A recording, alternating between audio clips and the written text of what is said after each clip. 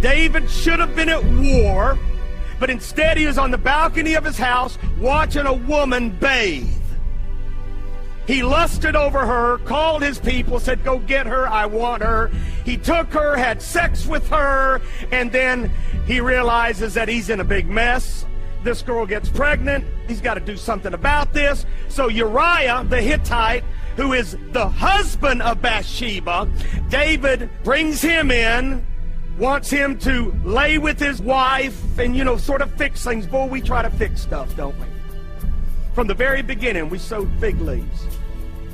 From the very beginning, we try to fix our sin, try to cover up our sin. You can't cover it up. You got to get it washed clean. God's got to take care of it.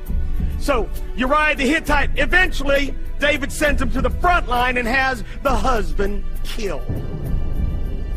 Okay, so now David is an adulterer and a murderer. And in 2 Samuel chapter 12, verse 1, look at this. Then the Lord sent Nathan to David, prophet. And he came to him and said to him this story. There were 2 men in one city, one rich and the other poor. The rich man had exceedingly many flocks and herds, but the poor man had nothing except one little ewe lamb which he had bought and nourished, and it grew up together with him and with his children. It ate of his own food and drank from his own cup and lay in his bosom, and it was like a daughter to him. And a traveler came to the rich man who refused to take from his own flock to prepare one for the wayfaring man who had come to him, but he took the poor man's lamb and prepared it for the man who had come. Prophet of God telling a story, and the sinner listening. So David's anger was greatly aroused against the man, and he said to Nathan, as the Lord lives, the man who has done this shall surely die, and he shall restore fourfold for the lamb, because he did this thing and because he had no pity. Then Nathan said to David, you are the man. Thus says the Lord God of Israel, I anointed you king over Israel, and I delivered you from the hand of Saul. I gave you your master's house and your master's wives into your keeping, and gave you the house of Israel and Judah. And if that had been too little, I also would have given you much more. Why have you despised the commandment of the Lord to do evil in his sight? You have killed Uriah the Hittite. Oh, I love prophets.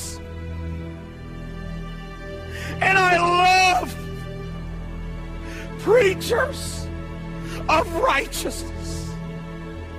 I love pastors who are not afraid of their people.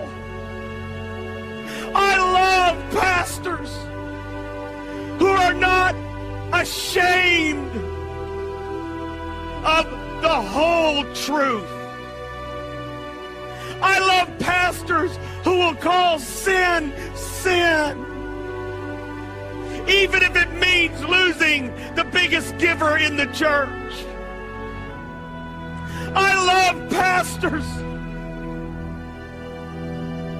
Dear Jesus, some of you are watching at home. The reason you're not happy is because God's not happy. The reason you're not happy, and you got all kinds of stuff, but you're not happy with yourself because you've wavered. And the truth has been set to the side. You just give enough truth to make the people happy, but you don't share the whole truth. Nathan, as he's sharing this, David could have pulled out a sword and sliced off his head. Shut up, Nathan. Get out of my life. This is David.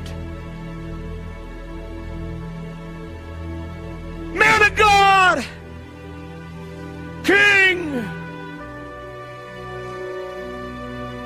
God, help us.